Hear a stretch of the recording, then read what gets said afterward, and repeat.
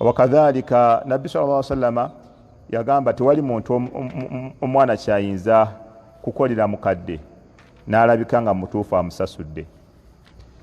Tewali okujjako ekintu kimu mbaka sallallahu alaihi wasallama kyeyayogera ekiyinza okufaananako ng'okuba osasudde omukadde we. Yagamba la yajizu walidun walida, omwana tayinza kusasula mukadde we illa an yajidahu mamluka, okujjako ng'amusiŋŋanye muddu, fayashtarihi n'amugulayo mu buddu, fayutiqahu n'amuta. Ekyo kyokka.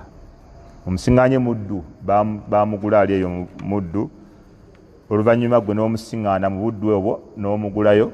Bw'omala okumugula mu buddu ate n'okola ki? N'omuta n'afuuka hurra, awo oyinza okubeera nga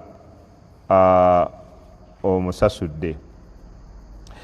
Abakadde bano ababiri be mulaba bayimiriddeko okwesiima kw'omuntu bw'abeera nga abakozeseza chance yagikozeseza bulungi, bayimiriddeko okwesiima kw'omuddu, kubanga omubaka sallallahu alaihi wasallama lumu yagamba atani Jibrilu yanzijira faqala nangamba ragima anfu man dhukrita indahu falam yusalli alayka.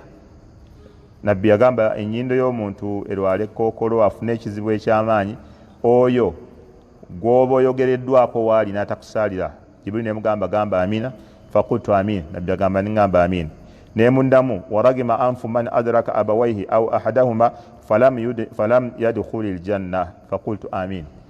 Nemugamba nti era omuntu afune ekizibu eky'amaanyi ekiyinza n'okutwala ennyindo ye okulwala kookolo aluwa man adraka abawaihi, asinkanya abakadde be ababiri n'abasiŋŋaanawo n'abalabako, au ahadahuma oba n'asiŋŋaanawo omu ku bo, falam yadkhuli aljanna, naye n'atayingira jana.